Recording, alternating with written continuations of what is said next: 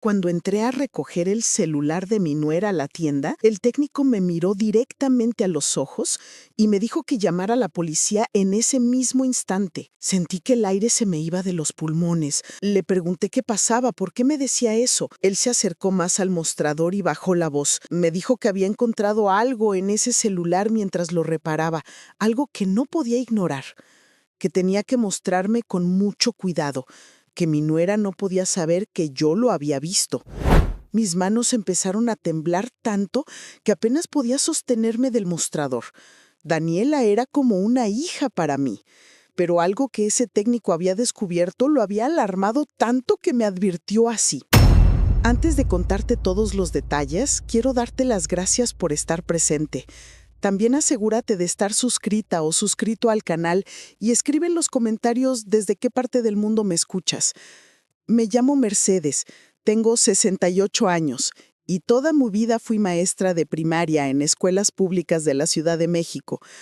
Hace 5 años me jubilé después de 43 años dando clases. Estoy casada con Roberto desde hace 45 años. Él tiene 70 años y fue ingeniero civil. Hasta que se jubiló también. Roberto tiene diabetes, pero la controla bien con medicamentos y cuidados. Vivíamos en nuestra casa en Coyoacán, una casa que compramos hace décadas, cuando todavía podíamos, cuando los precios eran accesibles para gente trabajadora como nosotros. Ahí criamos a nuestro único hijo, Javier. Javier tiene 35 años y es arquitecto. Se casó hace 8 años con Daniela, una chica de 32 años que conoció en una conferencia de trabajo. Desde el principio, Daniela me cayó muy bien. Era cariñosa, atenta, siempre preguntaba cómo estábamos Roberto y yo, venía a visitarnos seguido, me ayudaba con las compras, me acompañaba al mercado. Yo la quería como a una hija. Nunca tuvimos hijas mujeres, así que cuando Javier me la presentó, sentí que por fin tenía esa compañía femenina que siempre decía en la familia.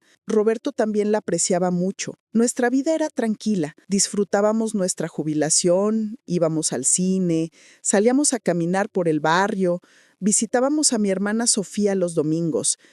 Teníamos nuestros ahorros de toda una vida de trabajo. No éramos ricos, pero vivíamos con dignidad.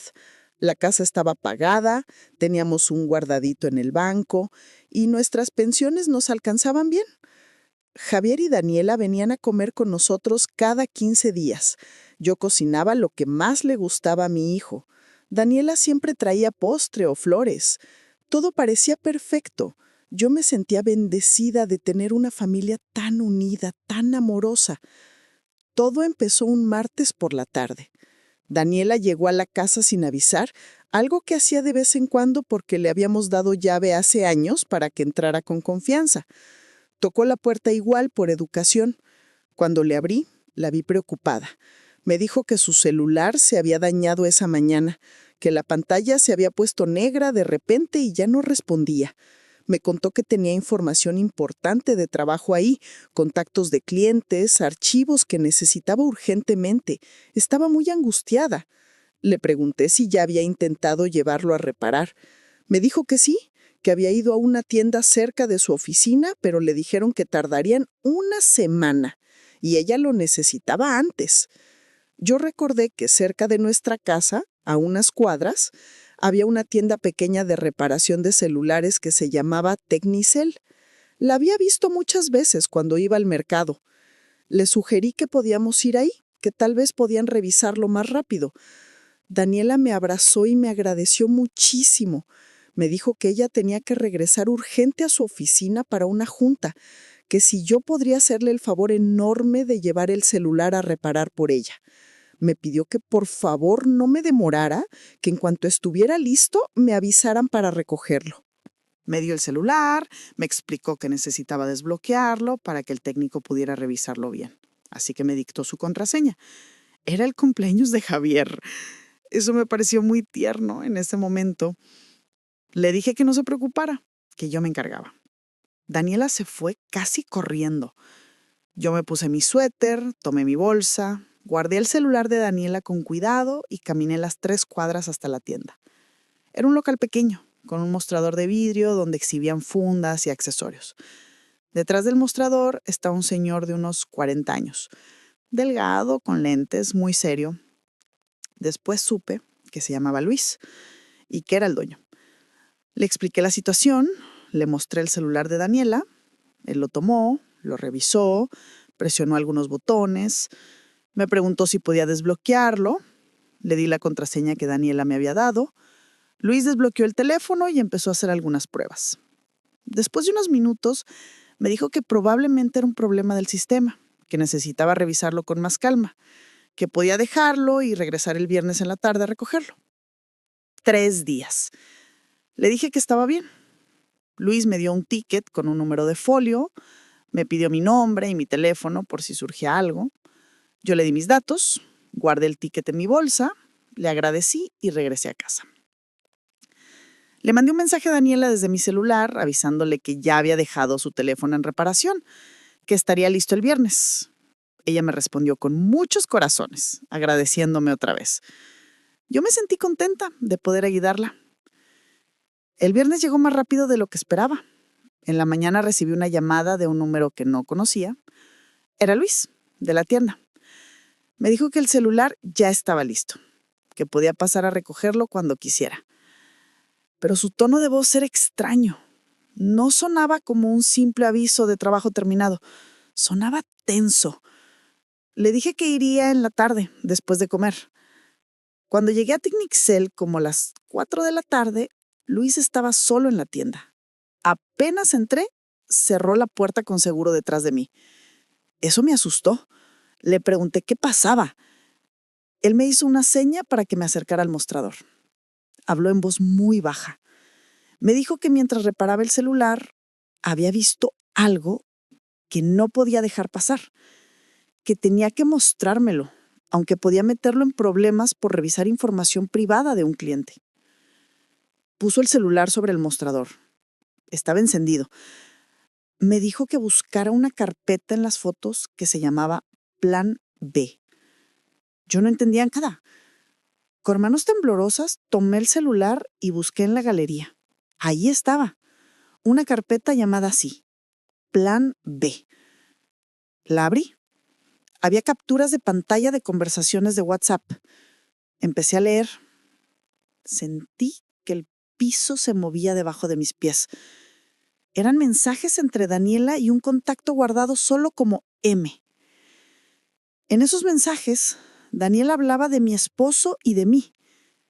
Decía que ya estaba cansada de esperar, que necesitaba que las cosas se aceleraran, que Roberto y yo teníamos más de lo que necesitábamos y que no era justo. M le respondía que tuviera paciencia, que el plan estaba avanzando, que ya casi tenían todo listo. Seguí leyendo. Cada mensaje peor que el anterior. Daniela le preguntaba a M cuándo podrían actuar. M le decía que faltaba conseguir lo necesario, que en unas semanas más. Daniela respondía que necesitaba que pareciera natural, que nadie sospechara. M le aseguraba que así sería, que a su edad, con los problemas de salud de Roberto, nadie dudaría de nada. Llegué a un mensaje que me heló la sangre. Daniela escribía: ya hablé con Javier. Está de acuerdo. Sabe que es la única forma de salir de las deudas. M respondía: perfecto. Entonces seguimos con el plan. En cuanto tenga la sustancia, te aviso y coordinamos la fecha. No podía respirar. Luis me sostuvo del brazo porque vio que me estaba tambaleando. Me dijo que se sentara en una silla que tenía ahí. Me trajo un vaso de agua. Yo solo repetía que no podía ser cierto, que Daniela me quería, que mi hijo jamás haría algo así. Luis me dijo con voz muy seria que había más, que siguiera viendo. Había otras capturas de pantalla, documentos. Uno era de una aseguradora. Era una póliza de seguro de vida, de Roberto y mía. No recordaba haber firmado eso. El documento mostraba que cada póliza era por 2,5 millones de pesos. 5 millones en total. La beneficiaria que aparecía era Daniela, mi propia nuera. Luis me explicó que él no quería meterse en problemas ajenos, pero que cuando vio esos mensajes mientras revisaba si las fotos se habían respaldado bien después de la reparación, no pudo quedarse callado. Me dijo que eso era claramente una conspiración para hacernos daño, que mencionaban sustancias, que hablaban de hacerlo parecer natural. Me dijo textualmente que mi vida y la de mi esposo estaban en peligro. Le pregunté llorando qué debía hacer. Luis me dijo que lo primero era tomar evidencia de todo eso. Sacó su propio celular y con mi permiso tomó fotografías de cada captura de pantalla que estaba en la carpeta Plan B. Me dijo que también él se quedaría con copias por si las necesitábamos después. Luego me devolvió el celular de Daniela. Me advirtió que era muy importante que ella no sospechara que yo había visto nada de eso, que tenía que actuar normal, devolverle su celular como si nada hubiera pasado. Me dijo algo más que me aterró todavía más. Me dijo que si lo que él había visto era real, y todo indicaba que sí lo era, entonces Daniela y quien fuera ese M, y aparentemente mi propio hijo también, estaban planeando hacernos daño grave a Roberto y a mí para cobrar ese seguro de vida. Me sugirió que buscara ayuda de inmediato, que hablara con alguien de confianza, que considerara ir a la policía. Salí de esa tienda sintiendo que mi vida entera era una mentira. Caminé las 3 cuadras de regreso a mi casa como en estado de shock. Cada paso me pesaba. No podía procesar lo que acababa de descubrir. La mujer que yo quería como a una hija, quería verme fallecida. Y mi hijo, mi único hijo, el niño que yo cargué, que crié, que amé con todo mi ser, estaba de acuerdo con ese plan. Cuando llegué a casa, Roberto estaba viendo televisión en la sala. Me preguntó cómo me había ido, si ya tenía el celular de Daniela. Yo no pude hablar. Solo empecé a llorar. Roberto se levantó asustado, me abrazó, me preguntó qué pasaba. Lo llevé a nuestra recámara, cerré la puerta con seguro y ahí le conté todo. Primero no me creyó. Me dijo que tenía que ser un malentendido, que Daniela jamás haría algo así, que nuestro hijo menos. Pero cuando le mostré las fotos que Luis me había enviado a mi celular, vi cómo su cara cambiaba. Se puso pálido. Se sentó en la cama porque las piernas no lo sostenían. Roberto es un hombre fuerte, pero en ese momento lo vi romperse. Después del shock inicial, Roberto reaccionó de forma práctica. Es ingeniero. Está acostumbrado a resolver problemas. Me dijo que teníamos que mantener la calma, que no podíamos dejarnos vencer por el pánico, que lo primero era asegurar toda esa información que Luis me había mostrado. Yo todavía tenía el celular de Daniela en mi bolsa. Roberto lo conectó a su computadora y copió toda la carpeta Plan B a varios lugares. A su computadora, a una memoria USB, a un disco duro externo que teníamos guardado. También le envió copias por correo electrónico a mi hermana Sofía, con un mensaje que decía: guarda esto, es urgente, después te explico. Sofía vivía en Querétaro, lejos de nosotros, lo cual era bueno. Si algo nos pasaba, esa evidencia seguiría existiendo. Después Roberto hizo algo que yo no hubiera pensado. Me dijo que teníamos que revisar nuestros propios documentos. Fuimos a la gaveta donde guardamos papeles importantes. Sacamos las escrituras de la casa, nuestros testamentos, nuestros estados de cuenta bancarios, nuestras pólizas de seguro. Yo ni siquiera sabía que teníamos esos seguros de vida que aparecían en las fotos. Buscamos y buscamos, pero no encontramos ninguna póliza así en nuestros archivos. Roberto se conectó en línea al portal de nuestro banco. Revisó movimientos. Todo parecía normal hasta que fue más atrás en el historial. Encontró varios retiros que yo no recordaba haber autorizado. Eran cantidades no muy grandes, de 20,000, 30,000 pesos, hechos en diferentes fechas durante los últimos 6 meses. Sumaban como 200,000 pesos. Roberto me preguntó si yo había hecho esos retiros. Le dije que no, él tampoco. Nos dimos cuenta de que alguien estaba robándonos desde hacía meses y nosotros ni cuenta nos habíamos dado. Nuestras pensiones entraban automáticamente Y nosotros no revisábamos el saldo muy seguido porque confiábamos en que todo estaba bien. ¡Qué ingenuos fuimos! Roberto me miró y me dijo algo que nunca voy a olvidar. Me dijo que nuestro hijo y nuestra nuera no solo querían vernos fallecidos, ya nos estaban robando y que según esos mensajes planeaban hacer algo peor muy pronto. Me dijo que teníamos que actuar rápido, pero que teníamos que ser muy inteligentes, que no podíamos confrontarlos directamente todavía, porque ellos negarían todo, borrarían evidencias y nosotros terminaríamos sin nada para probar lo que estaba pasando. Decidimos fingir que todo estaba normal. Esa misma noche, Daniela me llamó para preguntarme si ya tenía su celular. Yo tuve que actuar. Le dije con la voz más normal que pude que sí, que ya lo tenía, que pasara a recogerlo cuando quisiera. Me dijo que pasaría el día siguiente en la mañana. Le dije que la esperaba, que aprovecharíamos para tomar café juntas como siempre. Después de colgar, me desplomé. Roberto me abrazó. Los dos lloramos esa noche. Lloramos por la traición, por el miedo, por no saber qué iba a pasar. Pero también tomamos una decisión. No íbamos a quedarnos de brazos cruzados. Íbamos a descubrir toda la verdad. Y los íbamos a detener. El sábado en la mañana, Daniela vino por su celular. Yo actué como si nada. Le serví café, galletas, platicamos de cosas sin importancia. Ella revisó su celular, dijo que estaba perfecto, me agradeció 1000 veces y se fue. En cuanto salió de la casa sentí que podía respirar otra vez. Roberto y yo nos pusimos en acción. Lo primero que decidimos investigar fueron esas pólizas de seguro. Roberto llamó a nuestro agente de seguros, el mismo que nos había vendido el seguro del auto hace años. Le dijo que queríamos revisar todas las pólizas que tuviéramos contratadas porque estábamos ordenando nuestros papeles. El agente, que se llama Fernando, nos dijo que pasáramos a su oficina el lunes. Ese fin de semana fue eterno. No podíamos dormir.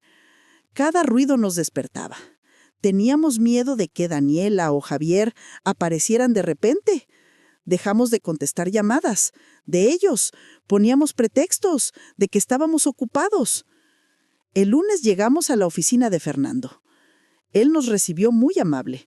Nos ofreció café. Nos dijo que había revisado nuestro expediente, que efectivamente teníamos 2 pólizas de seguro de vida, una para cada uno contratadas hacía 6 meses, cada una por 2,5 millones de pesos. La beneficiaria designada era Daniela González Martínez. Roberto le preguntó directamente si nosotros habíamos firmado esos contratos. Fernando se quedó callado un momento. Luego sacó los documentos. Ahí estaban nuestras firmas, pero Roberto y yo nos miramos. Esas no eran nuestras firmas verdaderas. Se parecían, pero no eran. Alguien las había falsificado. Le explicamos a Fernando nuestra sospecha. Él se puso muy serio. Nos dijo que si eso era cierto, era un fraude muy grave.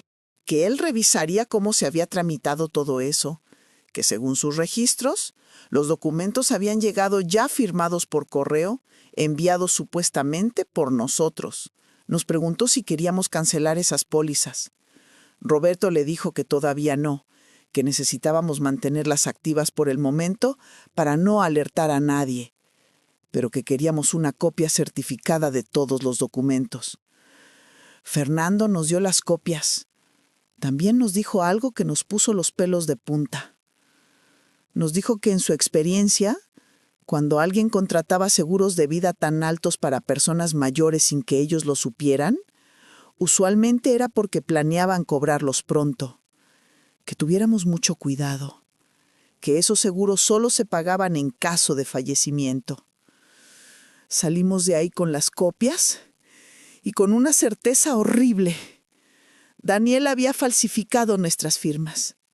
Nos había asegurado por 5 millones de pesos y según los mensajes que vimos en su celular, planeaba cobrarlo haciéndolo parecer natural.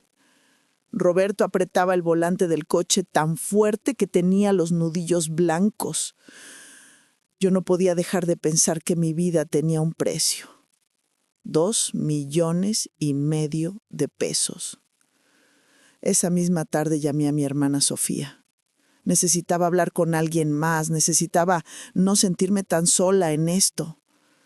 Sofía es 5 años menor que yo, tiene 63 años. Siempre ha sido más desconfiada que yo, más práctica. Le conté todo por teléfono. Se quedó en silencio un rato largo. Luego me dijo algo que me sorprendió. Me dijo que ella nunca había confiado completamente en Daniela, que desde el principio algo le pareció raro. Me recordó que cuando Javier nos la presentó, Daniela no hablaba mucho de su familia.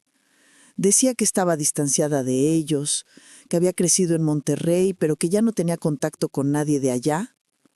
Sofía me dijo que eso siempre le pareció extraño, que una persona que corta completamente con su familia usualmente tiene razones fuertes para hacerlo.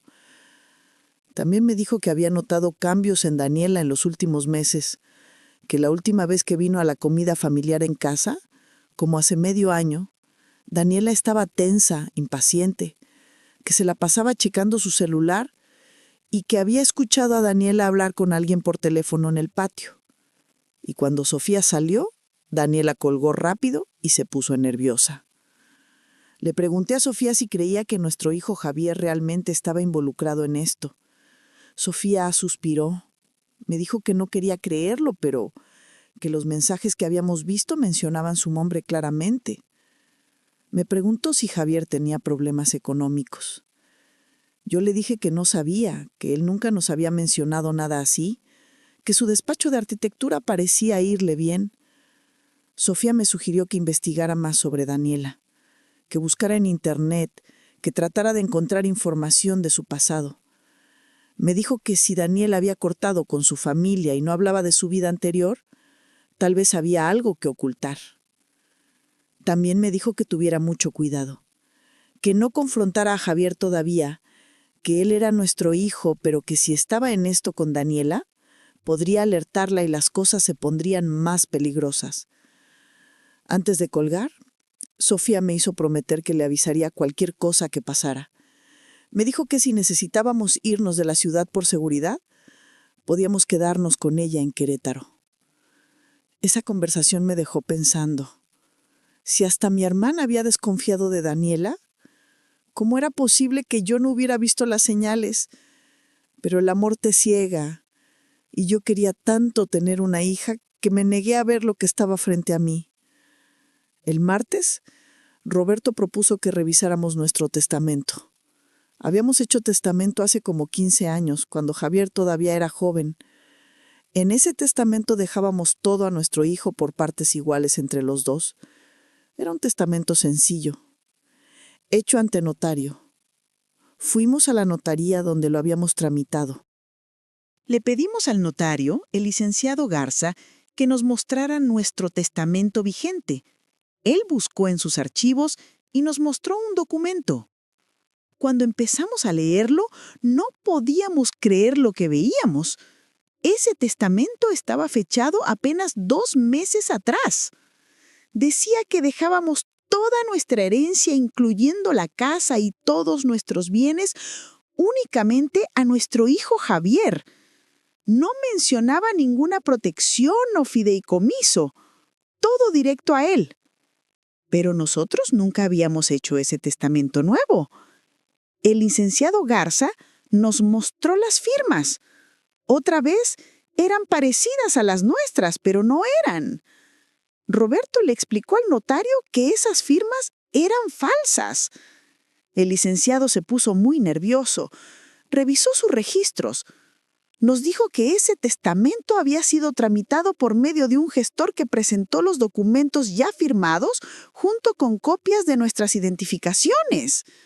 Todo parecía en orden en ese momento, así que él lo certificó. Le preguntamos quién era ese gestor. El licenciado buscó el nombre. Era un despacho de gestores que nosotros no conocíamos. Roberto tomó nota de toda la información. El licenciado Garza nos ofreció hacer una denuncia formal por falsificación de documentos. Le dijimos que todavía no, que primero necesitábamos juntar más información, pero que queríamos copias certificadas de todo, del testamento falso y del testamento verdadero anterior.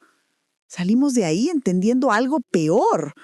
No solo nos querían ver fallecidos para cobrar el seguro, también se habían asegurado de que cuando eso pasara, toda nuestra herencia fuera directamente a Javier. Y como Javier estaba casado con Daniela, en bienes mancomunados, todo sería de los dos. La casa que nos costó décadas pagar, nuestros ahorros, todo. Habían planeado esto con mucho detalle, con meses de anticipación. Roberto me dijo en el coche que esto ya no era solo una conspiración casual. Esto era un plan elaborado, pensado, ejecutado paso por paso, y que todavía no sabíamos qué más habían hecho. Necesitábamos seguir investigando. El jueves, Roberto tuvo una idea arriesgada. Javier y Daniela vivían en un departamento en Polanco. Javier nos había dado una llave de emergencia hace años. Roberto propuso que fuéramos a su departamento cuando supiéramos que no estaban para buscar más evidencia. Yo tenía miedo.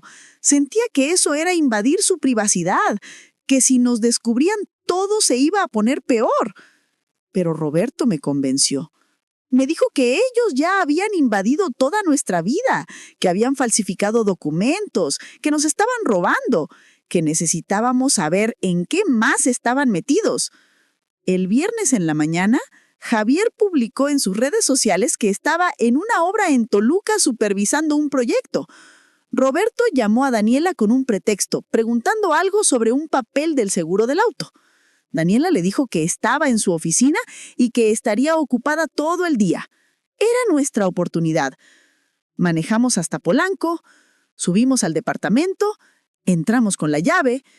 Yo tenía el corazón en la garganta. Roberto fue directo al estudio donde Javier tiene su computadora. La prendió, no tenía contraseña, empezó a revisar archivos, correos.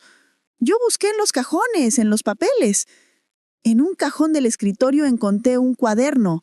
Estaba lleno de notas manuscritas de Daniela. Eran como planes, listas. Una página decía, seguro vida, listo. Testamento, listo. Cuentas banco, en proceso.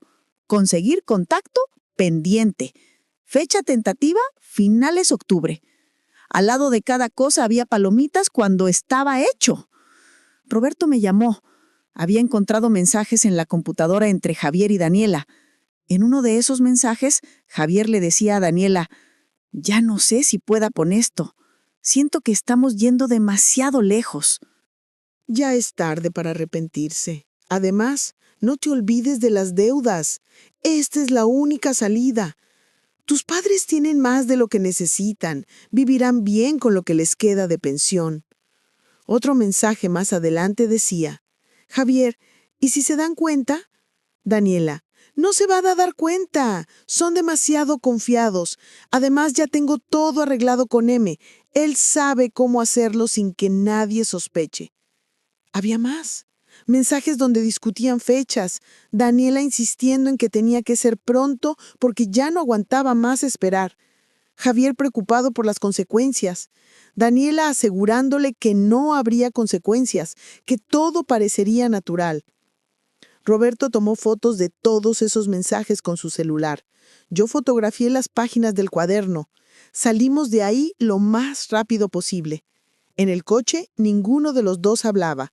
Yo lloraba en silencio. Ahora teníamos prueba directa de que nuestro hijo sí estaba involucrado. Él sabía, él estaba de acuerdo, y aunque parecía tener dudas, no nos había advertido. No había venido a decirnos que corríamos peligro. Había elegido a Daniela sobre nosotros.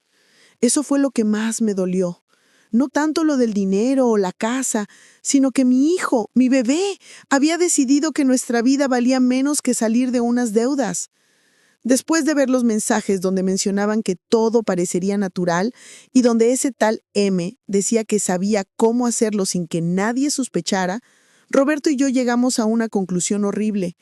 Estaban planeando hacerlo parecer como algo médico, como si hubiéramos fallecido por causas naturales. El lunes fui sola a ver al doctor Hernández. nuestro médico familiar de años. Le pedí una cita urgente. Cuando entré a su consultorio, le dije que necesitaba revisar mi historial médico completo. Él me preguntó si me sentía mal. Le dije que no, que solo quería verificar algo importante. El doctor Hernández revisó en su sistema. Me dijo que mi último chequeo había sido hace 4 meses y que todo estaba normal. Le pregunté si me había recetado algún medicamento recientemente. Me dijo que no. Le pedí que revisara bien, que si no había alguna receta a mi nombre en los últimos meses. Él buscó más. Luego frunció el ceño. Me dijo que sí había una receta, pero que él no la había hecho. En el sistema aparecía una receta a mi nombre de hace 2 meses para un medicamento para dormir muy fuerte, de esos que te dejan completamente sedado. La receta había sido surtida en una farmacia del centro. Le dije al doctor que yo nunca había pedido esa medicina, que yo dormía bien. Él revisó más. También encontró otra receta similar a nombre de Roberto, para el mismo medicamento. Le pregunté cómo era posible que aparecieran recetas que él no había hecho. Me explicó que su sistema había sido hackeado hace unos meses, que varios doctores habían reportado recetas falsas. Él había puesto una denuncia, pero no había pasado nada.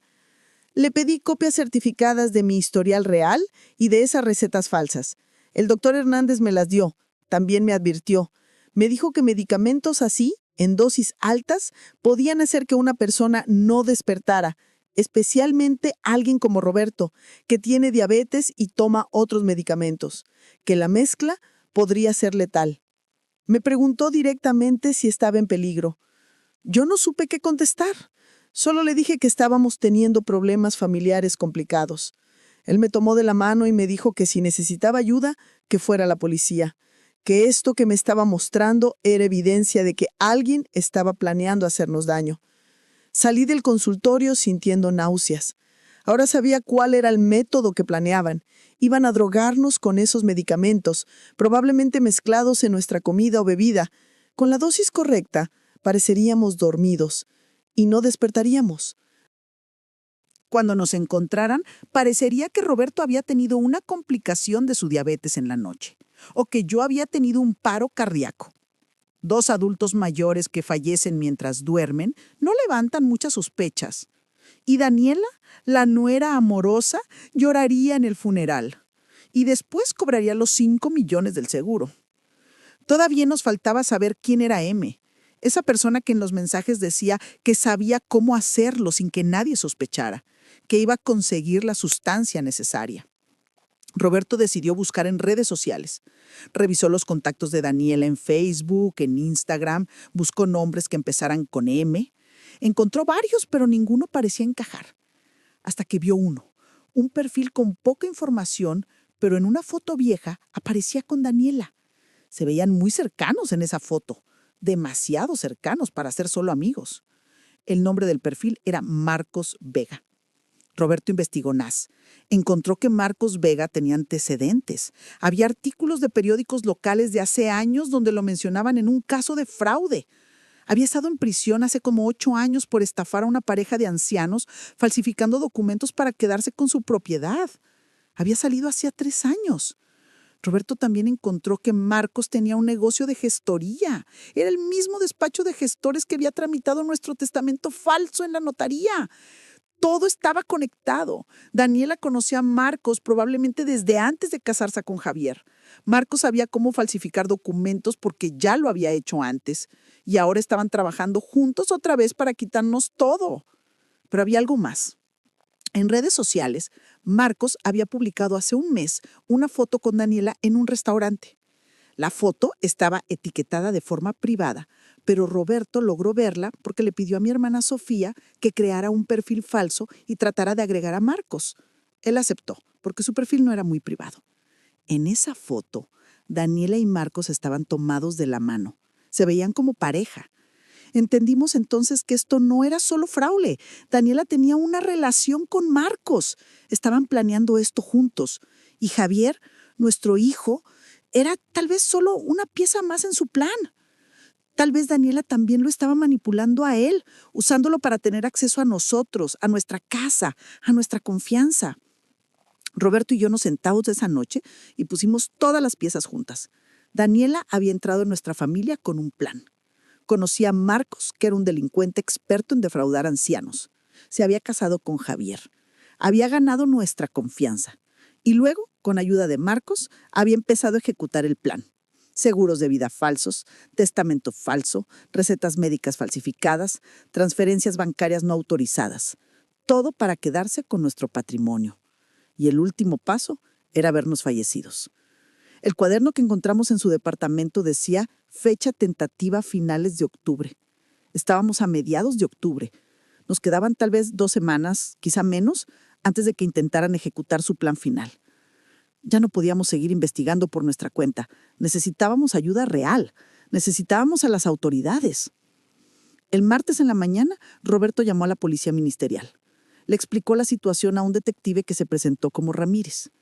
Al principio el detective parecía escéptico. Nos citó en sus oficinas esa misma tarde. Cuando llegamos, llevábamos todas las copias de evidencias que habíamos juntado.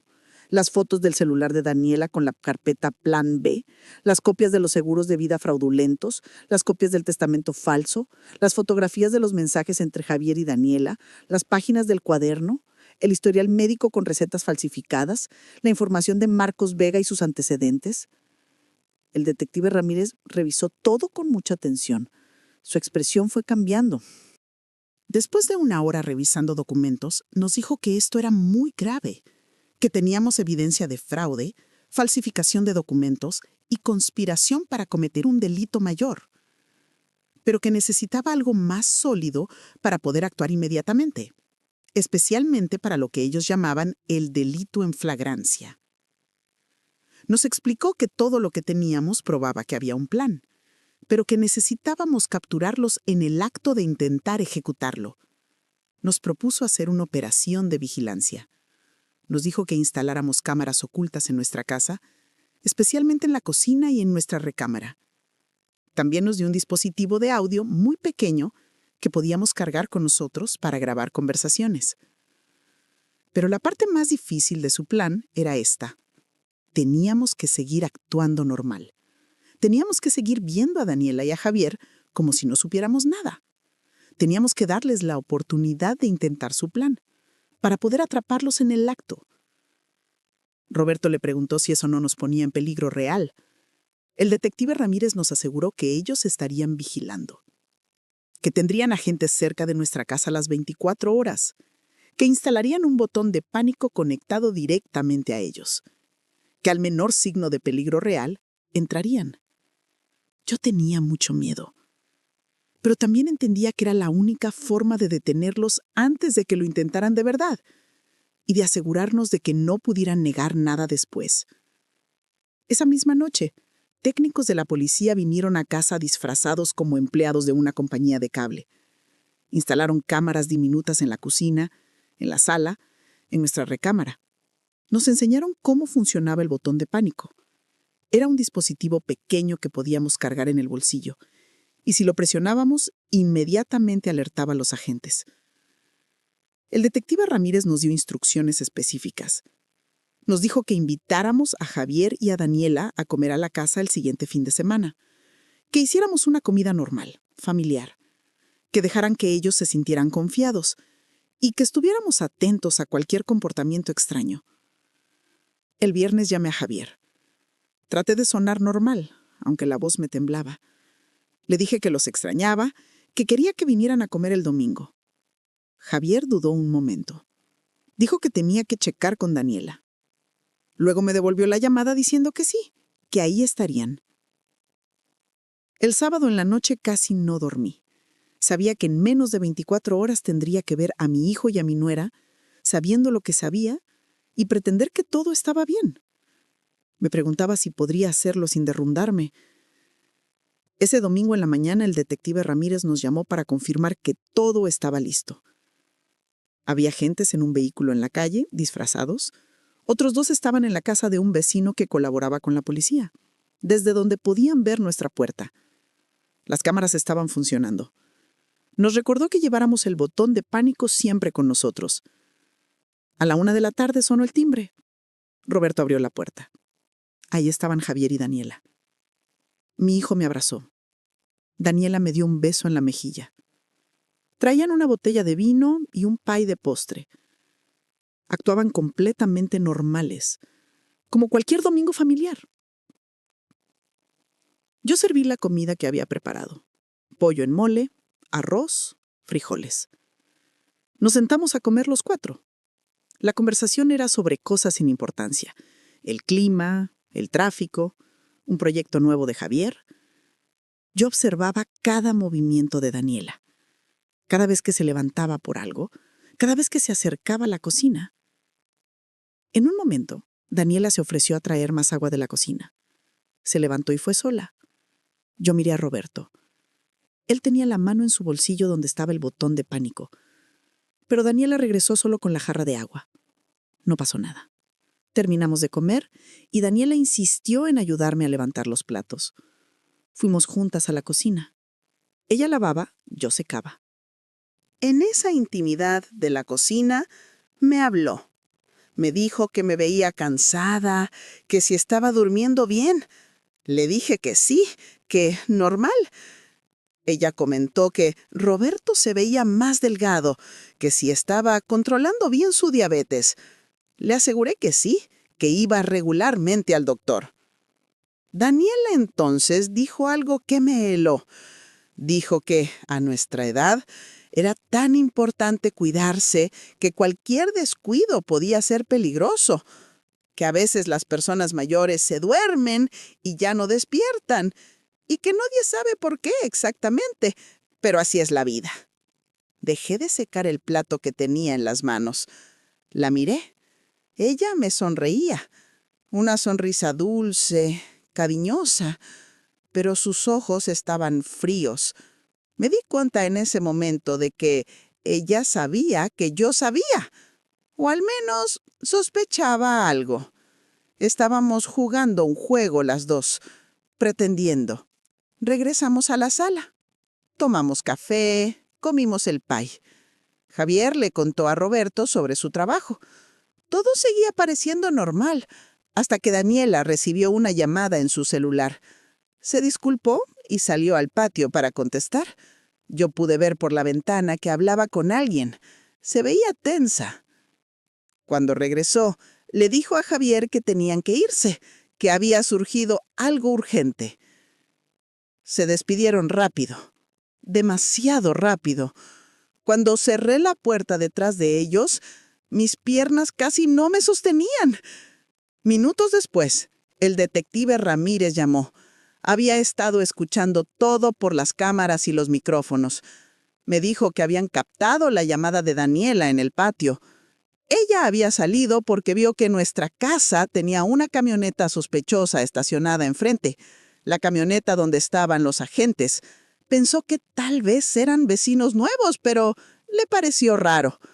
El detective Ramírez nos dijo que Daniela estaba nerviosa, que eso era bueno, porque cuando la gente está nerviosa, comete errores. Me dijo que nos mantuviéramos alerta, que probablemente en los siguientes días iban a intentar algo. No me equivoqué.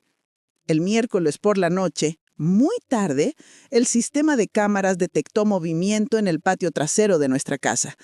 El detective Ramírez nos llamó de inmediato. Nos dijo que no saliéramos de nuestra recámara, que teníamos el seguro puesto, que sus agentes ya estaban moviéndose.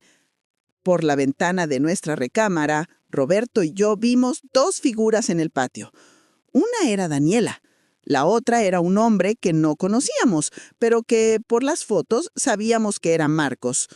Estaban tratando de forzar la puerta de la cocina. En ese momento, las luces del patio se prendieron solas, activadas por los agentes. Daniela se asustó y voltearon. Escuchamos voces gritando que era la policía, que no se movieran. Vi cómo varios agentes entraron al patio, con armas, con linternas. Daniela trató de correr, pero la detuvieron. Marcos levantó las manos. Los agentes entraron a la casa. Tocaron nuestra puerta. El detective Ramírez nos dijo que ya estaba seguro, que saliéramos. Bajamos las escaleras temblando. En la sala, Daniela estaba esposada, llorando, gritando que era un malentendido. Marcos estaba callado, mirando al piso. Uno de los agentes le mostró al detective Ramírez lo que habían encontrado en el bolso de Daniela. Era un pequeño frasco con un líquido. También tenían guantes de látex y una jeringa. El detective nos explicó que iban a analizar ese líquido, pero que probablemente era el sedante que planeaban usar. En ese momento llegó otra patrulla. Traían a Javier. Lo habían detenido en su departamento porque él era parte de la investigación. Cuando Javier me vio, empezó a llorar. Dijo que lo sentía, que él no quería que llegáramos hasta esto. Yo no pude mirarlo. Roberto se dio la vuelta. El detective Ramírez nos dijo que tenían suficiente evidencia. Los 3 quedaban arrestados. Daniela por intento de homicidio, fraude y falsificación de documentos. Marcos por los mismos cargos más asociación delictuosa. Y Javier como cómplice. Nos dijo que tendríamos que ir a declarar en los siguientes días, que nos mantendrían informados del proceso. Se los llevaron esposados. Daniela gritaba que nosotros la habíamos tenido una trampa, que ella era la víctima. Marcos no decía nada. Javier solo lloraba. Cuando todos se fueron, Roberto y yo nos quedamos solos en nuestra casa. Las cámaras seguían ahí, las luces encendidas. Todo el lugar se sentía violado, contaminado. Nos abrazamos y lloramos. Habíamos sobrevivido. ¿Pero a qué costo? En los días después del arresto, todo fue muy rápido y muy caótico. El jueves en la mañana tuvimos que ir a dar nuestra declaración formal ante el Ministerio Público. Contamos toda la historia desde el principio, desde que llevé el celular de Daniela a reparar hasta la noche del arresto. Estuvimos ahí por horas. Un abogado que el detective Ramírez nos recomendó nos acompañó todo el tiempo. Nos explicaron que Daniela, Marcos y Javier estaban detenidos en diferentes celdas, que se les iban a presentar cargos formales, que el proceso judicial podía tomar meses o incluso años, pero que con toda la evidencia que había, las cámaras, las grabaciones, los documentos falsos, los antecedentes de Marcos y el hecho de que los habían atrapado en el acto intentando entrar a nuestra casa con sustancias peligrosas, el caso estaba muy sólido. El fiscal nos dijo algo que nos sorprendió. Dijo que cuando analizaron el líquido que traía Daniela en su bolso, resultó ser una mezcla de varios sedantes en dosis muy altas. La cantidad que había en ese frasco era suficiente para causar la muerte de 2 personas si se administraba correctamente.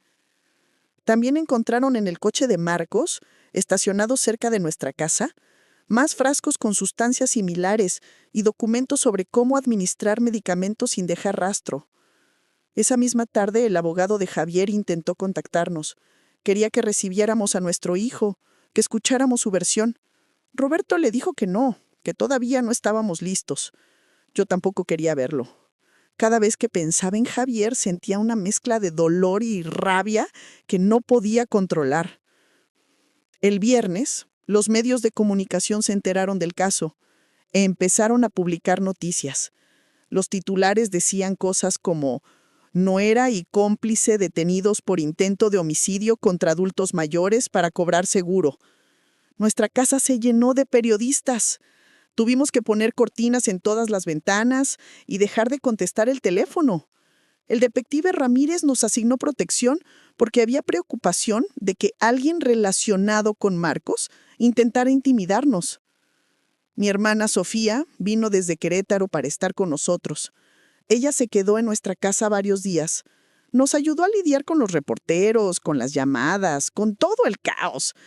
También nos ayudó a procesar emocionalmente lo que estaba pasando. Sofía fue la que nos convenció de ir a terapia psicológica para manejar el trauma. El lunes de la siguiente semana hubo una audiencia inicial. Nosotros tuvimos que estar presentes.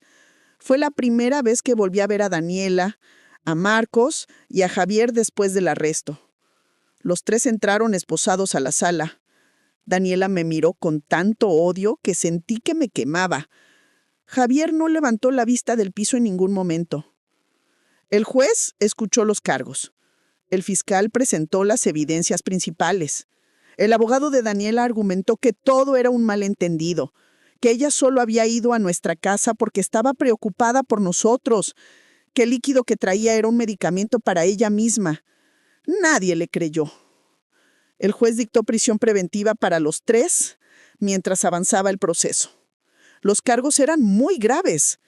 Intento de homicidio calificado con premeditación, alevosía y ventaja, fraude, falsificación de documentos y asociación delictuosa. Salimos de esa audiencia agotados.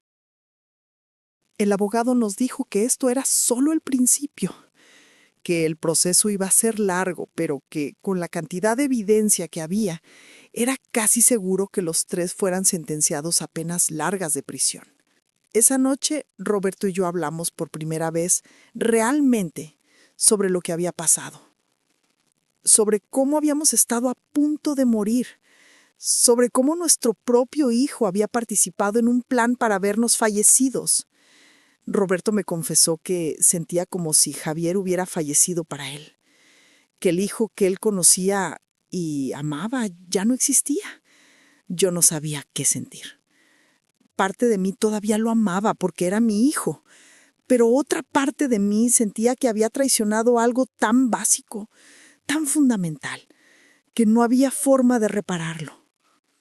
La audiencia final del juicio oral se llevó a cabo 4 meses después, en febrero. Durante ese tiempo, los abogados de ambas partes prepararon sus casos. Nosotros tuvimos que dar múltiples declaraciones, presentar todas las evidencias, someternos a evaluaciones psicológicas para demostrar el daño emocional que nos habían causado.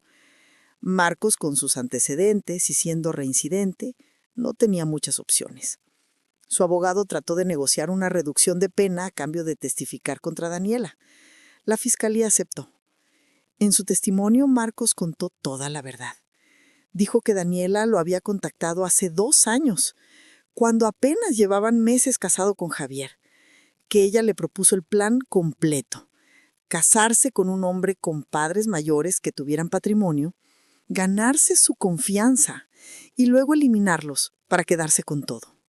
Marcos explicó que él aceptó porque conocía a Daniela de años atrás, cuando él estaba en el fraude de propiedades, que Daniela había sido su novia entonces y que ella siempre había tenido esa manera de pensar, de ver a la gente mayor como objetivos fáciles. Que después de que él salió de prisión, Daniela lo buscó otra vez con esta propuesta. Describió cómo falsificaron las firmas para los seguros de vida y el testamento, usando copias de nuestras identificaciones que Daniela había sacado de nuestra casa, cómo habían hackeado el sistema del doctor para crear las recetas falsas, cómo habían planeado cada detalle durante meses. Lo más impactante fue cuando Marcos confirmó que el plan era drogarnos a Roberto y a mí en una noche que Daniela y Javier vinieran a cenar, que Daniela iba a poner sedante en nuestras bebidas cuando nadie estuviera viendo, que la dosis era suficiente para que no despertáramos, que después ellos iban a irse como si nada y al día siguiente regresarían preocupados porque no contestábamos el teléfono y nos encontrarían fallecidos en nuestras camas. El plan incluía que el médico forense, viendo nuestra edad y el historial médico de Roberto con diabetes, probablemente dictaminaría muerte natural. Paro cardíaco en mi caso, complicación diabética en el de Roberto. Nadie buscaría evidencia de envenenamiento porque no habría razón para sospechar. El testimonio de Marcos fue devastador para la defensa de Daniela. Su abogado trató de desacreditarlo diciendo que era un criminal confeso, pero el fiscal mostró todas las evidencias que corroboraban su versión: los mensajes, el cuaderno, los documentos falsos, las sustancias encontradas. Javier también fue llamado a testificar. Lo obligaron a declarar. Entre lágrimas admitió que sí sabía del plan, que Daniela le había dicho que tenían deudas enormes de juego, más de 2 millones de pesos, y que si no pagaban pronto, gente peligrosa vendría por ellos. Que Daniela le dijo que la única solución era que nosotros falleciéramos para heredar todo y cobrar los seguros. Javier juró que él nunca quiso realmente que pasara, que siempre pensó que no llegarían tan lejos, que tal vez se encontrarían otra solución, pero que tuvo miedo. miedo de Daniela, miedo de las deudas, miedo de perder todo. Y que por ese miedo no nos advirtió. No nos protegió. Permitió que el plan avanzara. Su declaración me partió el corazón otra vez. Ver a mi hijo ahí, destruido, admitiendo su cobardía, su egoísmo. Parte de mí quería abrazarlo, pero otra parte más fuerte no podía perdonar que eligiera así. Daniela fue la última en declarar, y su testimonio fue completamente diferente. Ella negó todo. Dijo que los mensajes eran sacados de contexto, que el cuaderno era solo notas sobre seguros legítimos, que nunca planeó hacernos daño. Culpó a Marcos de manipularla. Dijo que Javier de inventar lo de las deudas. Incluso trató de culparnos a nosotros, diciendo que éramos controladores, que nunca nos aceptamos realmente, que ella solo quería independencia financiera. El jurado no le creyó nada. Después de 3 días de testimonios y deliberación, regresaron con su veredicto. Culpable de todos los cargos. Para Daniela, 25 años de prisión. Para Marcos, 20 años, por su cooperación y por ser reincidente. Para Javier, 12 años por complicidad y por no haber tenido participación directa en la ejecución del plan. Cuando el juez leyó las sentencias, Daniela gritó que era injusto, que ella era inocente. Marcos no reaccionó. Javier se desplomó llorando en su silla. Roberto y yo nos abrazamos. El detective Ramírez nos felicitó. El abogado nos dijo que habíamos ganado. Pero no se sentía como victoria. Se sentía como sobrevivencia. 2 semanas después de la sentencia, recibimos una llamada del fiscal. Nos pidió que fuéramos a su oficina porque había información nueva que debíamos conocer. Cuando llegamos, estaba con un contador forense, un especialista que había estado revisando todas nuestras cuentas bancarias y las de Daniela y Javier con más profundidad. El contador nos mostró un reporte detallado. Durante los últimos 6 meses antes del arresto, no solo nos habían robado los 200,000 pesos que habíamos detectado, en realidad habían extraído poco a poco casi 450,000 pesos de nuestras cuentas. Usaban transferencias pequeñas a cuentas fantasma que después se vaciaban inmediatamente. Pero había algo peor. El contador descubrió que Daniela había solicitado un crédito hipotecario a nombre nuestro hace 4 meses, usando la casa como garantía. Por suerte el crédito no había sido aprobado, porque el banco detectó inconsistencias en los documentos. Pero si hubiera sido aprobado, Daniela habría recibido varios millones de pesos del crédito y nosotros hubiéramos quedado endeudados sin saberlo. También nos mostraron que Daniela tenía 3 tarjetas de crédito que había solicitado a nuestro nombre sin nuestro conocimiento. En esas tarjetas había deudas acumuladas por casi 100,000 pesos más. Compras de lujo, viajes, restaurantes caros. Todo lo había estado pagando con crédito a nuestro nombre. El fiscal nos explicó que esos nuevos hallazgos se agregarían al expediente del caso, que aunque Daniela ya estaba sentenciada, esto serviría para que no pudiera pedir ninguna reducción de pena en el futuro. También nos dijo que podíamos demandarla civilmente para recuperar ese dinero, aunque probablemente ella no tenía con qué pagar. El banco tuvo que devolvernos parte del dinero robado porque reconocieron que sus sistemas de seguridad fallaron. No recuperamos todo, pero sí una parte. Las tarjetas de crédito fueron canceladas y las deudas también las absorbió el banco, después de demostrar el fraude. Salimos de esa reunión sintiendo náuseas. No era solo que quisieran vernos fallecidos. Ya nos estaban destruyendo financieramente antes de eso. Si su plan hubiera funcionado, habríamos fallecido y ellos habrían heredado no solo nuestro patrimonio real, sino también esas deudas que ellos mismos crearon, se habrían pagado con el seguro de vida. Todo estaba calculado. 1 mes después del juicio, recibimos una carta de Javier desde la prisión. En esa carta nos pedía que fuéramos a visitarlo.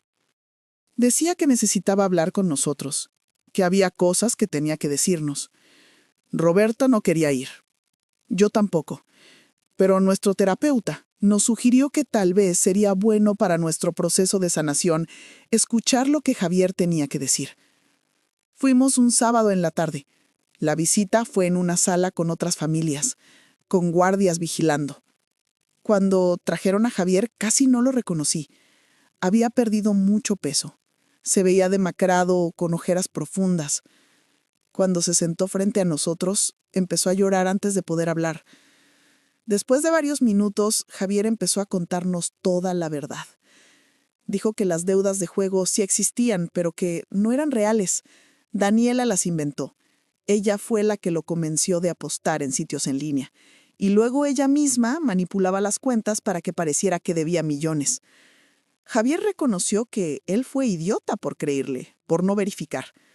Nos dijo que Daniela siempre había sido manipuladora con él, que desde que se conocieron ella lo hacía sentir inadecuado, nunca suficiente, que le decía que su despacho de arquitectura era mediocre, que nunca iban a tener la vida que ella quería si dependían solo de su trabajo, que sus padres, nosotros, teníamos tanto y no lo necesitábamos, y que era injusto que él, siendo hijo único, tuviera que esperar décadas para heredar. Javier nos contó que el plan real de Daniela era mucho peor de lo que pensábamos. Después de que nosotros falleciéramos y ellos cobraran todo, Daniela planeaba eliminar a Javier también. Marcos se lo había revelado durante el juicio, cuando negociaba su declaración. Aparentemente, Daniela le había dicho a Marcos que Javier era débil, que probablemente terminaría confesando todo por culpa, y que eventualmente tendrían que deshacerse de él también. Javier nos mostró documentos que su abogado había obtenido durante el proceso. Daniela tenía una póliza de seguro de vida también para Javier, contratada solo 2 meses antes del arresto, por $1,000,000. Beneficiaria, Daniela. Javier no sabía de esa póliza. Mi hijo nos suplicó perdón. Dijo que entendía si nunca podíamos perdonarlo, pero que necesitaba que supiéramos que él también había sido víctima de Daniela, que ella lo manipuló, lo controló, lo asustó, que él era un cobarde, que debió defendernos, pero que tenía tanto miedo de perderlo todo que eligió mal. Roberto le preguntó algo que yo no me atrevía a preguntar. Le preguntó si alguna vez nos amó realmente, o si siempre solo pensó en el dinero. Javier juró que nos amaba, que toda su infancia fue feliz con nosotros, que nunca pensó en esas cosas hasta que conoció a Daniela, que ella envenenó su mente, igual que planeaba envenenar nuestros cuerpos. La visita terminó. Salimos de ahí con más preguntas que respuestas.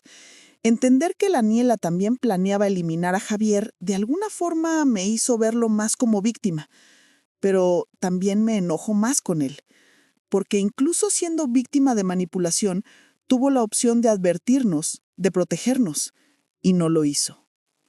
3 meses después del juicio, el detective Ramírez nos pidió que nos reuniéramos con él, una vez más. Cuando llegamos, tenía un expediente grueso sobre su escritorio. Nos explicó que después de la sentencia, él había seguido investigando por su cuenta propia porque algo no le cerraba el caso. Daniela había sido demasiado calculadora, demasiado precisa en su plan. Eso le hizo pensar que no era la primera vez que hacía algo así. Lo que descubrió nos dejó helados. Daniela González Martínez no era su nombre real. Su verdadero nombre era Diana Salazar Torres. Había cambiado su identidad legalmente hace 10 años, después de ser investigada en Monterrey por la muerte sospechosa de un hombre mayor con quien había tenido una relación. El detective nos mostró artículos de periódicos viejos. Diana, nuestra Daniela, había sido novia de un hombre de 65 años, viudo, con propiedades. El hombre apareció fallecido en su casa. Causa oficial: infarto. Diana era su única heredera, según un testamento reciente. La familia del hombre denunció que Diana lo había manipulado y posiblemente envenenado, pero no había suficiente evidencia. El cuerpo fue cremado antes de que se pudiera hacer una autopsia completa. El caso se cerró por falta de pruebas. Pero había más. Antes de eso, Diana había estado casada brevemente con otro hombre mayor en Guadalajara. Ese hombre sufrió un accidente en su casa, cayó por las escaleras y quedó en coma. Sobrevivió, pero con daño cerebral severo. Diana pidió el divorcio, argumentando que no podía cuidarlo. Se quedó con la casa en el acuerdo porque el hombre ya no podía defenderse legalmente. La familia también sospechó, pero nunca pudieron probar nada. El detective nos dijo que había encontrado al menos 3 casos más donde Daniela, había estado involucrada románticamente con hombres mayores o con patrimonio, y en todos los casos había habido incidentes extraños, muertes sospechosas o accidentes convenientes, pero nunca había suficiente evidencia para procesar criminalmente. Nosotros éramos su siguiente objetivo. Pero esta vez fue diferente porque Luis, el técnico, nos advirtió a tiempo y porque tuvimos el valor de investigar y juntar evidencia. El detective nos explicó que esta nueva información iba a reabrir los casos antiguos, que las familias de esas otras víctimas merecían justicia también, que Daniela probablemente no saliera nunca de prisión porque ahora tendrían suficiente para procesarla por esos crímenes anteriores también. Cuando salimos de esa reunión, Roberto me dijo algo que resonó en mí. Me dijo que nosotros habíamos tenido suerte. Suerte de que Daniela eligiera confiar su celular averiado a mí. Suerte de que Luis fuera una persona honesta que decidió advertirnos. Suerte de haber actuado rápido, porque muchas otras personas no tuvieron esa suerte y pagaron con su vida. Me pregunté cuántas personas mayores, confiadas, amorosas como nosotros, habían sido víctimas de gente como Daniela. Personas que solo querían una familia, que abrieron sus puertas y sus corazones y terminaron traicionadas de la peor forma. 6 meses después de la sentencia, recibí una carta de Daniela desde la prisión. Me sorprendió porque no esperaba que me contactara. En la carta muy breve, me pedía que fuera a visitarla. Decía que necesitaba hablar conmigo, que yo merecía escuchar su versión. Le mostré la carta a Roberto. Él me dijo que no fuera, que Daniela no merecía nada de nosotros. Pero yo sentía que necesitaba cerrar ese capítulo. Necesitaba mirarla a los ojos y preguntarle por qué. Fui sola un martes en la mañana. El proceso de entrar a la prisión fue humillante y triste. Revisiones, detectores de metal, guardias que te tratan con sospecha aunque seas la víctima visitando a quien te hizo daño. Cuando trajeron a Daniela se veía diferente. Sin maquillaje, con el uniforme de la prisión, el cabello recogido simplemente.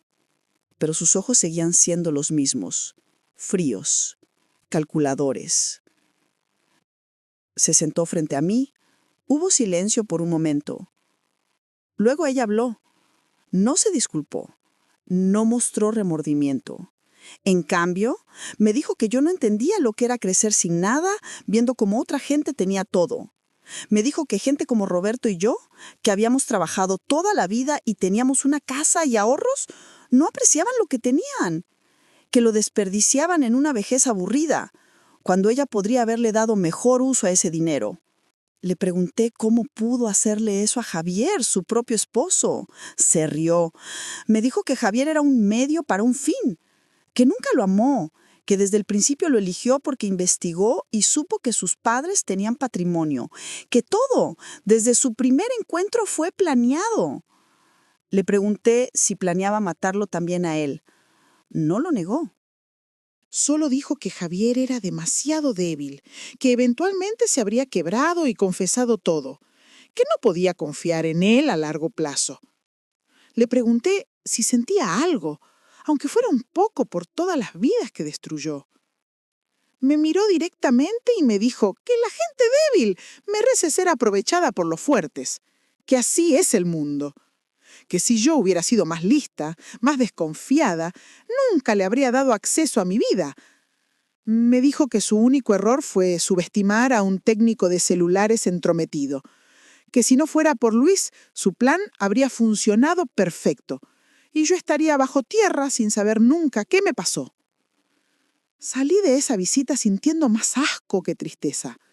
Daniela era un monstruo, no había humanidad en ella. No había posibilidad de redención. Los 25 años que le dieron se me hicieron pocos.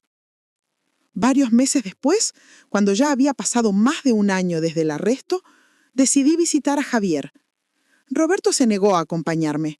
Dijo que para él su hijo había fallecido el día que se enteró de la traición, pero yo no podía simplemente apagar el amor de madre. Necesitaba intentar entender. Fui en una tarde lluviosa de noviembre. Javier se veía peor que la última vez. Me contaron los guardias que había intentado quitarse la vida 2 meses atrás, que lo encontraron a tiempo y ahora estaba en observación constante. Cuando nos sentamos, Javier empezó a llorar inmediatamente. Me dijo que no podía vivir con lo que había hecho, que cada noche veía mi cara en sus pesadillas, que no merecía estar vivo. Le dije que no venía a consolarlo, que venía a tratar de entender cómo mi hijo, el niño que crié, se convirtió en alguien capaz de permitir que su esposa planeara asesinar a sus propios padres. Javier intentó explicar. Dijo que Daniela lo había manipulado desde el principio, que ella lo hacía sentir inadecuado, que constantemente le decía que no era suficiente, que cuando Daniela planteó la idea por primera vez, él pensó que era una broma horrible. Pero ella seguía insistiendo, plantando la semilla. Me contó que las supuestas deudas de juego no existían realmente, que Daniela creó cuentas falsas, manipuló números, le mostró amenazas falsas de cobradores, que él, en su paranoia y miedo, le creyó todo. Y cuando Daniela le dijo que la única solución era heredar pronto, una parte débil de él escuchó. Le pregunté por qué nunca vino a advertirnos, por qué, aunque fuera manipulado, no nos protegió. Javier no tenía respuesta, solo lloraba y decía que era un cobarde, que tenía miedo de perder a Daniela, miedo de quedarse solo, miedo de enfrentar la verdad. Me reveló algo más. Daniela había amenazado con dejarlo si él no cooperaba. Y más que eso, le dijo que si él advertía, ella encontraría la forma de hacernos daños de todas formas, pero asegurándose de que pareciera que Javier había sido el responsable. Que ella tenía suficiente información comprometedora de él para destruirlo. Javier me suplicó perdón. Me dijo que entendía que probablemente nunca podría perdonarlo, pero que quería que supiera que nos amaba, que toda su infancia fue feliz, que éramos buenos padres, que él fue quien falló, no nosotros. Le pregunté si había alguna posibilidad de reconstruir algún tipo de relación en el futuro. No como antes, pero al menos algo. Javier negó con la cabeza. Me dijo que no merecía eso, que lo mejor que podía hacer por nosotros era dejarlos en paz, cumplir su condena y cargar con la culpa el resto de su vida. Cuando salí de esa prisión ese día, lloré en el coche por horas. No lloré por Daniela. Ella no merecía mis lágrimas. Lloré por mi hijo, por el niño que fue, por el hombre que pudo haber sido, por la relación que perdimos para siempre.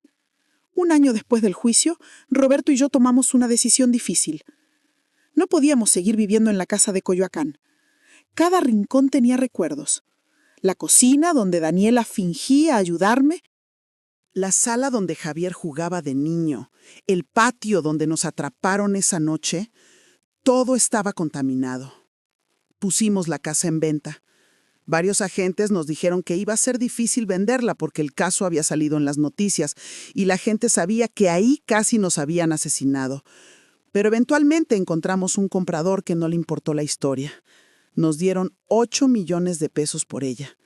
Menos de lo que valdría normalmente, pero aceptamos. Con ese dinero compramos un departamento más pequeño en otra zona de la ciudad. Un lugar sin historia. Un lugar donde poder empezar de nuevo. También usamos parte del dinero para viajar. Fuimos a Oaxaca, a Veracruz, a lugares que siempre habíamos querido conocer, pero nunca tuvimos tiempo. Necesitábamos alejarnos, respirar, recordar que la vida podía ser buena. 2 años después del arresto, hubo noticias sobre el caso. Los medios reportaron que Daniela había sido sentenciada por 2 casos adicionales de los que el detective Ramírez había investigado. Uno en Monterrey y otro en Guadalajara.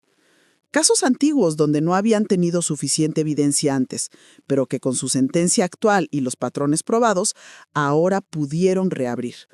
Le sumaron 15 años más a su condena. Daniela iba a pasar el resto de su vida en prisión. Marcos también recibió cargos adicionales. Descubrieron que había estado operando una red de fraude documental más grande, ayudando a otras personas a falsificar papeles. Le añadieron 10 años más. La sentencia de Javier se mantuvo en 12 años, sin cambios. 3 años después del arresto, Luis, el técnico que nos salvó la vida, vino a visitarnos a nuestro departamento nuevo. No habíamos tenido mucho contacto con él después del juicio, solo algunas llamadas ocasionales. Pero ese día vino con su esposa e hija pequeña. Nos trajo flores y nos invitó a comer. Durante la comida, Luis nos contó que había cerrado su tienda pequeña, que con el dinero que ganó del caso, porque el sistema de recompensas le dio un pago por ayudar a resolver un crimen grave, pudo abrir un taller más grande. Ahora tenía 3 empleados. Su negocio iba muy bien. Nos dijo algo que me hizo llorar. Dijo que después de nuestro caso, él siempre revisaba con más cuidado los teléfonos que le traían a reparar, que 2 veces más había encontrado evidencia de situaciones peligrosas. Una vez era una mujer siendo amenazada por su expareja. Otra vez, un adolescente siendo extorsionado. En ambos casos, Luis alertó a las autoridades. Dijo que nosotros le habíamos enseñado que no podía quedarse callado cuando sabía que alguien estaba en peligro. Roberto y yo le agradecimos con el alma. Le dijimos que él era la razón por la que seguíamos vivos, que nunca podríamos pagarle lo que hizo por nosotros. Luis solo sonrió y dijo que cualquier persona decente habría hecho lo mismo. Pero yo sabía que no era cierto. Mucha gente habría ignorado esos mensajes, habría dicho que no era su problema. Luis eligió actuar y eso hizo toda la diferencia. 4 años después, mi hermana Sofía organizó una reunión familiar en su casa en Querétaro. Fue la primera vez en años que Roberto y yo nos sentimos cómodos rodeados de familia. Estaban mis sobrinos, sus hijos, todos reunidos. Nadie mencionó a Javier. Nadie mencionó lo que pasó. Solo disfrutamos estar juntos, vivos, seguros. Esa noche, antes de dormir en la casa de mi hermana, Roberto me abrazó. Me dijo que habíamos sobrevivido lo imposible, que perdimos a nuestro hijo, pero nos encontramos el uno al otro de nuevo, que aprendimos quién realmente estaba de nuestro lado y que aunque la herida nunca cerraría completamente, estábamos sanando. Hoy, 5 años después de ese día que entré a la tienda de Luis a recoger el celular de Daniela, estoy sentada en la terraza de nuestro departamento viendo el atardecer.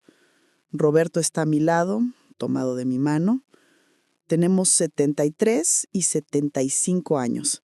Seguimos aquí. Seguimos juntos. Hay días en que todavía me pregunto cómo no vi las señales, cómo confié tanto, cómo abrí mi casa y mi corazón a alguien que solo quería destruirme. Pero mi terapeuta me ha enseñado que no fue mi culpa, que las personas como Daniela son expertas en manipular, que mi bondad no fue debilidad, sino humanidad. He aprendido que la familia no siempre es quien comparte tu sangre.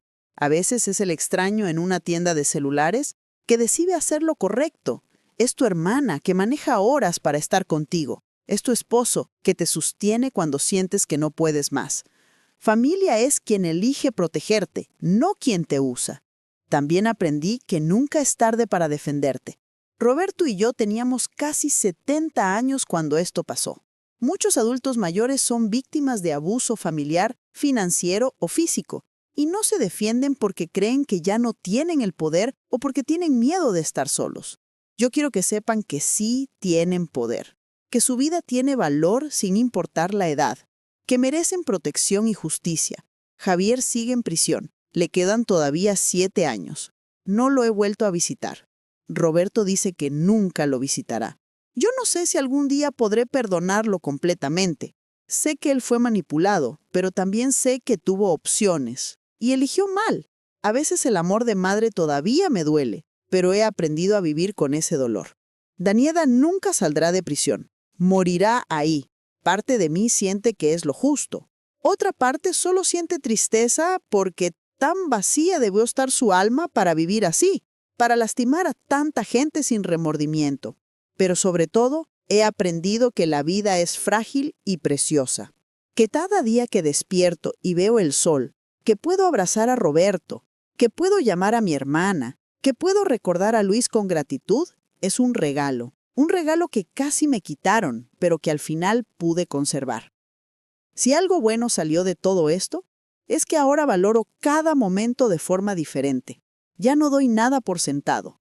Y cuando veo en las noticias casos de adultos mayores siendo abusados por familiares, me duele el alma, pero también sé que hay esperanza, que si te defiendes, si buscas ayuda, si no te quedas callado, puedes sobrevivir. Y no solo sobrevivir, sino encontrar paz del otro lado. Antes de despedirme, quiero pedirte algo. Si esta historia te movió, si te hizo sentir algo, déjame un like y suscríbete al canal. Quiero seguir compartiendo historias como esta, historias reales de sobrevivientes, porque creo que necesitamos hablar de estas cosas. El abuso familiar existe. La manipulación financiera de adultos mayores es más común de lo que pensamos. Y mientras más hablemos de ello, más personas podrán reconocer las señales y protegerse. Escribe en los comentarios qué parte de la historia te impactó más. Me encantaría leer tus reflexiones y si conoces a alguien que haya pasado por algo similar, comparte este video. Nunca sabes a quién puedes estar ayudando. Y si quieres apoyar este canal de forma más directa, considera hacerte miembro. Con tu apoyo puedo seguir investigando y compartiendo estas historias importantes. Hay un botón de unirse aquí abajo con diferentes niveles de membresía. Gracias por escucharme hasta el final. Gracias por estar aquí y recuerda, nunca es tarde para defenderte. Tu vida tiene valor. Siempre.